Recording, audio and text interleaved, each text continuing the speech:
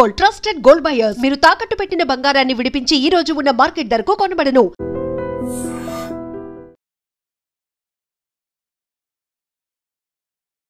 బంగారుపాలెం తర్వాత బంగారుపాలెంలో ఇంకొక కేసు చేసాం సార్ మేము. బంగారుపాలెంలో నేను పనిచేసేటప్పుడే ఒక కోర్టులో పనిచేస్తున్నటువంటి ఒక స్టాఫ్ ఇంట్లో వాళ్ళు హైదరాబాద్కి వెళ్ళినప్పుడు ఇంటిని బ్రేక్ చేసి ఒక 10 గ్రాముల బంగారం తీసుకెళ్ళిపోతారు.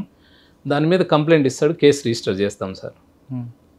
1 మంత్ తిరగకుండా అదే ఇంట్లో ఉన్నటువంటి ఒక కారు దొంగతనం అవుతుంది sir. SP sir Vikrant Patil సారే ఉన్నారు అప్పుడు. 1 మంత్ బ్యాక్ హౌస్ బ్రేక్ అయింది, 1 మంత్ తర్వాత మళ్ళీ కారు దొంగతనం అయింది. ఏమి ఇది అని చెప్పి కారు దొరికే వరకు నువ్వు ఏడున్న పట్టుకొని వచ్చేసేయాలని చెప్తే అష్ట కష్టాలు పడి ప్రయత్నం చేస్తే మా కారు తప్ప 15 కార్లు రికవర్ అయింది. 1.5 కోట్ల విలువైన ఇన్నోవాలు అన్ని రకాల కార్లను రికవర్ అయ్యారు. మా కారు మళ్ళీ రికవర్ అయింది సార్. ఇవి రికవర్ అయిన తర్వాత కాదు చేసిన ఇంట్లోకి ఎందుకు వచ్చాడు వాడు? సార్ వాడి ఇన్వెస్టిగేషన్లో మనకు తెలిసింది ఏంటంటే హౌస్ బ్రేక్ చేసినప్పుడు సెకండ్ కీ తీసుకొని వెళ్ళిపోతాడు వాడు. అది మనకు ఈ ఎవరైతే ఆ ఇంటి దాన్ని తను కూడా చూసుకోలేదు, ఇవ్వలేదు. ఇంకొక రోజు వాళ్ళు లేనప్పుడు వాడు దర్జాగా లోపలికి వచ్చి పార్కింగ్లో ఉన్న కార్ను తీసుకొని వెళ్ళిపోతాడు. అలా జరిగింది సార్. దాన్ని కూడా రికవర్ చేయడు. ఎవడండి వాడు? ముద్రతో పేరు వాడు చాలా కేసులు ఉన్నాయి. వంశీ అని ఒక ముద్దాయి, పోలీసు వాళ్ళ ఎస్కాట్లో తప్పించుకున్నాడు, జైల్లో నుంచి తప్పించుకున్నాడు. చాలా నటోరియస్. ఒంగోలు ఏరియా సార్ అతన్ని, సింగరాయకొండ ప్రాంతము, సొంతూరు. రకరకాల పేర్లతో పిలుచుకుంటూ ఉంటాడు. అంటే వంశీ అని ఒక ఆయన సూడో పోలీసు ఒక ఆయన ఉండేవాడు. వంశీ అలియాస్ తిరుపతి స్వామి అనే వ్యక్తి సార్ ఈ పర్టికులర్ కేసులో. మేము రికవర్ చేసిన కేసులో మా కేసు కోసం పోతే చాలా కేసులు దొరికాయి సార్. అవి ఏంటంటే కార్లు దొంగతనం చేసే బ్యాచ్ ఉంటుంది సార్. వీళ్ళంతా ఎలాంటి కార్నైనా బ్రేక్ చేస్తారు. వీళ్ళు కొన్ని రకాల టూల్స్ అవైలబుల్లో ఉన్నాయి మనకి. alibaba.com అట్లాంటి దాంట్లో ఈ సిగ్నల్స్ని ఏదైతే సెన్సార్స్ ఉంటాయో వాటిని బ్రేక్ చేసి ఈ మనకి ఏదైతే ఎలక్ట్రానిక్ కీస్ ఉంటాయి కదా సార్, మాన్యువల్ కీస్ కాకుండా అలాంటి వాటిని ఈజీగా ఇంటరప్ట్ చేసి. ఇప్పుడు కార్ ఉంది, వాడు మీకు చెప్పుంటాడు ఎంబోలో కార్కి టచ్ చేస్తేనే అది అరుస్తుంటుంది. అవును సార్. ఆ మోడల్ కూడా కొట్టగలరా? రెండోది ఎలక్ట్రానిక్ కీ ఉంది. ఎలక్ట్రానిక్ కీ వాళ్ళందరూ అక్కడ నుంచి అసలు మన కారులో ఉన్నటువంటి ఈసీజీ బైపాస్ చేస్తూ యాక్ట్ చేసే పరికరాలు ఇప్పుడు మార్కెట్లో ఉన్నాయి. అలాంటి వాటిని ఉపయోగించుకొని 10 మినిట్స్లోనే కార్ను అన్లాక్ చేసి ఎలాంటి మీరు అనుకున్న సైరన్ కానీ ఏమే కానీ రాకుండా బయటికి తీస్తారు. ఎలాంటి కార్లు అయినా, క్రెటా కార్లు కానీ, ఇన్నోవా కార్లు కానీ అలాంటి. మరి అటువంటి కార్లు అటువంటి దీన్ని మనం కాపాడకుండా ఏం చేయాలి? Manual key best sir. Manual కీతో సేఫ్ గార్డ్ చేసుకోవచ్చు మనం. అంటే మా వాళ్ళందరూ కొంతమంది ఎలక్ట్రానిక్గా దీంట్లో అలవాటు పడ్డారు, ఈ పాకెట్లో పెట్టుకుంటారు, ఇక్కడ నుంచి నొక్కుతారు. దాంతో ఏదైతే సెన్సార్స్ ఉంటాయో రేడియో వేవ్స్ కానీ ఇవంతా కూడా డిస్టర్బ్ చేస్తూ చేయొచ్చు సార్. కొన్ని రకాల ఎక్విప్మెంట్స్ మాన్యువల్ కీ బెస్ట్. అవును సార్. మాన్యువల్గా ఏదైతే లాక్ ఉందో అదే బెస్ట్. ఏ కార్కైనా ఈ ఎలక్ట్రానిక్ కీస్ని ట్యాంపర్ చేయొచ్చు. ట్యాంపర్ చేశారు.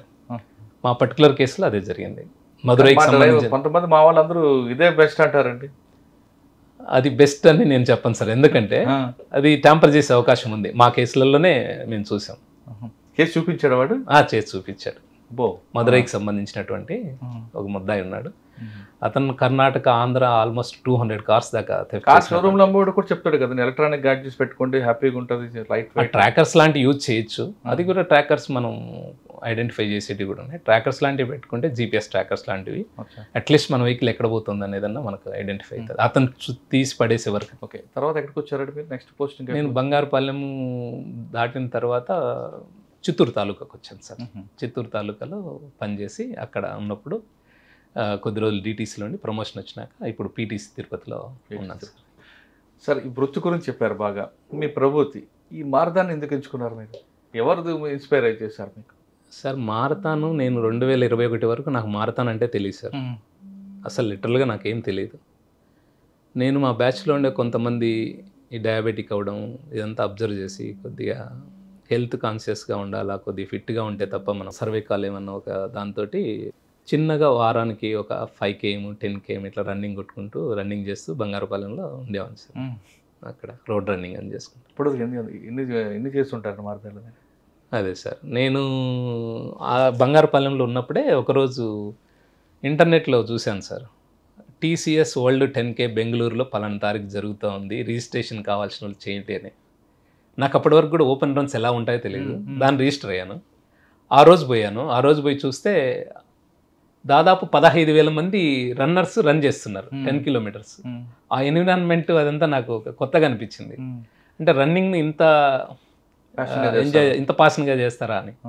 అది నా ఫస్ట్ ఓపెన్ రన్ నా జర్నీ సార్. బెంగళూరు 2022 మే నెల 15 సార్. ఓకే. దాని తర్వాత నుంచి ఇంకా రన్నింగ్ ఫ్రీక్వెంట్ అయిపోయింది సార్. నాకు ఫ్రీక్వెంట్ అయింది. ఫస్ట్ హాఫ్ మారథాన్ చేయాలి అన్న ఉద్దేశంతో కేరళ మున్నార్లో చేశాను హిల్ హాఫ్ మారథాన్. దాని తర్వాత 42 కిలోమీటర్స్ రన్ ఒకటన్నా చేయాలి, అట్లీస్ట్ ఫినిష్ లైన్ వరకు వెళ్ళగలుగుతామా లేదా ట్రై చేయాలని 2023లో టాటా ముంబై మారథాన్ చేశాను సార్. 42 కిలోమీటర్లు, 42.2 కిలోమీటర్లు ఒక ఫుల్ మారథాన్.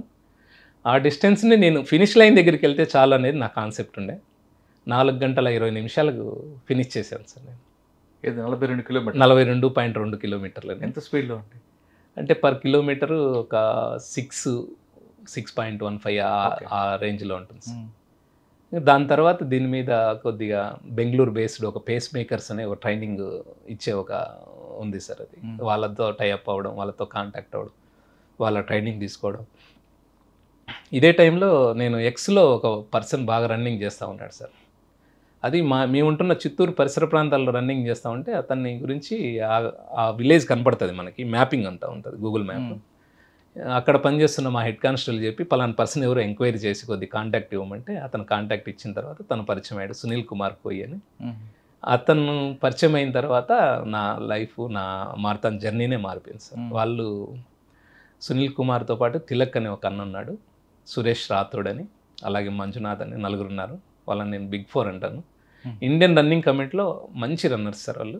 వాళ్ళందరూ ఆల్రెడీ బోస్టన్ చేశారు. వాళ్ళు పరిచయం అవ్వడం, వాళ్ళు అప్పటి నుంచి నన్ను గైడ్ చేస్తూ మెంటర్స్గా, కోచ్లుగా నాకు అన్ని వాళ్ళు. ఎన్ని చేస్తుంటారండి? నేను ఇప్పటివరకు 2 సార్లు టాటా ముంబై మారథాన్ చేశాను సార్. 2023లో, 2024లో అదే టాటా ముంబై మారథాన్ను 3 గంటల 19 నిమిషాల్లో చేశాను. రీసెంట్గా జరిగినటువంటి ఈ మన 2024 టాటా ముంబై మారథాను 3:31 మినిట్స్లో చేశాను సార్. మొన్న జరిగిన న్యూఢిల్లీ మారథాన్లో 3 గంటల 26 నిమిషాల్లో కంప్లీట్ చేశాను సార్. నాకు వీళ్ళు ఈ రన్నింగ్ కమ్యూనిటీలోకి వచ్చాక ఫ్రెండ్స్ పరిచయం అవ్వడము, నా మెంటర్స్ వాళ్ళు, ఇదంతా తర్వాత బోస్టన్ అనే ఒక మారథాన్ ఉంది సార్ మనకి. వరల్డ్ మేజర్స్ ఒక 6 మేజర్స్ ఉన్నాయి. ఇప్పుడు కొత్తగా సిడ్నీ కూడా యాడ్ అయింది, 7 మేజర్స్. దాంట్లో oldest marathon Boston marathon sir. అది రన్నర్స్కి ఒక మక్కలాగా. రన్నింగ్ కమ్యూనిటీలో ఉండే ప్రతి ఒక్కరూ కూడా బోస్టన్లో రన్ చేయాలని కోరుకుంటారు సార్. దాని మీద నాకు ఇంకా దీంట్లోకి ఇన్వాల్వ్ అయిన తర్వాత ఎట్లయినా బోస్టన్ మారథాన్ చేయాలి అనే ఒక లక్ష్యం పెట్టుకొని స్టార్ట్ చేశాను. ఇప్పుడు ట్రైనింగ్ అవుతున్నాను. అది సాధించాలంటే నేను 3 గంటల లోపల ఇక్కడ ఇండియాలో ఏదైనా ఇంటర్నేషనల్ అథ్లెటిక్స్ సంబంధించినటువంటి ఆ ఫెడరేషన్ వాళ్ళ ఆర్గనైజ్డ్ ఈవెంట్లో 3 అవర్స్ లోపల రన్ చేస్తే బోస్టన్కి మనకు వీసా కానీ అక్కడ రన్ చేయడానికి అవకాశం కానీ దొరుకుతుంది. మీ గోల్ దాన్ని గోల్గా మీరు చేస్తున్నారు కదా, మీ డిపార్ట్మెంట్ నుంచి సపోర్ట్ ఉందా? ఉంటుంది సార్, ఎంకరేజ్ చేస్తారు బ్యాచ్మేట్స్ కానీ, ఆఫీసర్స్ కానీ. సెలవులు కావాలన్నా సార్. సార్ మీరు మారథాన్ చేస్తున్నారు, ఫిట్నెస్ కరెక్ట్గా ఉంది సార్. మీ డైట్ ఏంటండి? డైట్ అంతా కూడా నేను ఫిట్నెస్ ట్రైనర్ని ఒకరిని పెట్టుకున్నాను సార్. అంటే ఒక పాయింట్ వరకు బాగానే ఉంటుంది సార్ రన్నింగ్.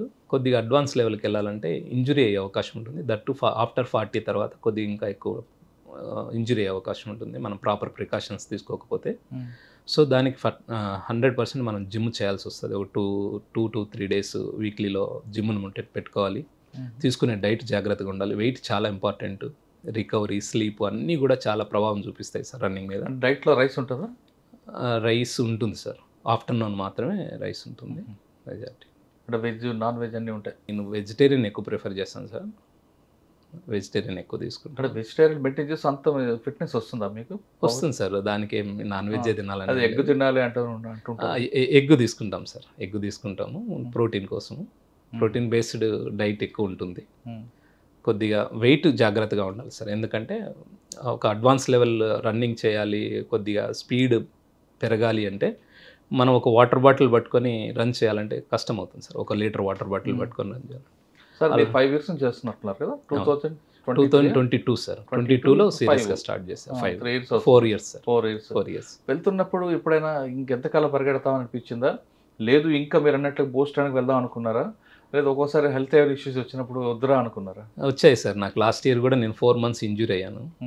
కొద్దిగా ప్రాపర్గా వామప్, కూల్ డౌన్, ఈ స్ట్రెంథనింగ్ ఎక్సర్సైజెస్ ఇదంతా చేసుకోవాలి సార్. చాలా అంటే చాలా జాగ్రత్తగా డిసిప్లైన్గా ఉండాలి సార్. ప్రతి దాంట్లో డిసిప్లైన్గా ఉండాలి. 4 కర్రలు వేయాలి, రన్నింగ్ చేసుకోవాలి, మళ్ళీ ఆఫీస్ని అంతా కూడా బ్యాలెన్స్ చేసుకోవాలి, జిమ్కి వెళ్ళాలి, అంతా ప్రాపర్గా ఉండాల్సి వస్తుంది సార్. అంటే మీ ముందు ఎవడం దొంగ పరిగెడితే 5 నిమిషాలు పట్టుకుంటారు? అలానేం లేదు సార్, అలానేం లేదు, పరిగెత్తుతాము అంటే ప్రాక్టీస్ చేస్తున్నాం. పారిపడి అనుకోండి మీరు.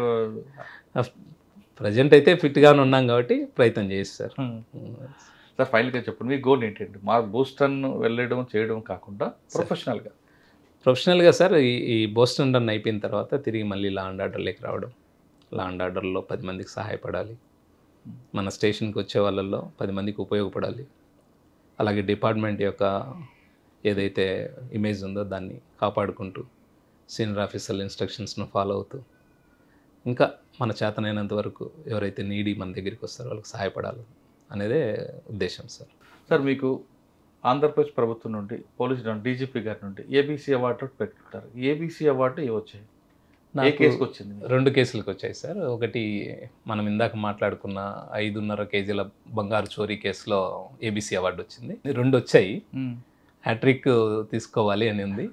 పోలీస్ డిపార్ట్మెంట్లో రామకృష్ణ గారు రోడ్ మోడల్, ఆయనది ఒక ఇన్స్పైర్ స్టోరీ. కానిస్టేబుల్గా డిపార్ట్మెంట్కి వచ్చిన అక్కడితో ఆగిపోకుండా ఇంకొంచెం ముందుకు వెళ్ళాలి అనే కసితో ఆయన ఫస్ట్ టైం ఫెయిల్ అయినా సెకండ్ టైం ఎస్ఐగా సెలెక్ట్ అయ్యారు. ఎస్ఐగా సెలెక్ట్ అయ్యి మంచి కేసులు బ్రేక్ చేయడం, కొంతమంది ఆఫీసర్లతో టీం వర్క్ చేసుకుంటూ ఇన్వెస్టిగేషన్ పార్ట్లో వెళ్ళడం, బెస్ట్ ఇన్వెస్టిగేషన్ ఆఫీసర్గా ఒక మంచి అవార్డు తీసుకున్న ఇంకా ఆయనలో ఒక చిన్న అసంతృప్తి, అదే మారదాన్. అందులో కూడా మారదాన్లో కూడా చాలా మారదాన్లు బాంబే టాటా మాల్ కానీ లేదా బాంబేలో కానీ బెంగళూరులో కానీ మున్నార్లో చేసిన ఈసారి గోల్ పోస్టన్ పెట్టుకున్నారు. పోస్టన్ మారదాన్ ఖచ్చితంగా సక్సెస్ అవుతారు. అయిన తర్వాత కూడా మరొకసారి ఇంటర్వ్యూ చేద్దాం. అయితే ఆయన చెప్పింది ఇంపార్టెంట్. మారదాన్ విషయం పక్కన పెడితే ప్రొఫెషనల్ ఇంపార్టెంట్. ప్రొఫెషనల్ని పర్సనల్ రెండు కలపకుండా రెండు మేనేజ్ చేసి చేయడం అనేది ఆయనకు ఒక స్పెషాలిటీ.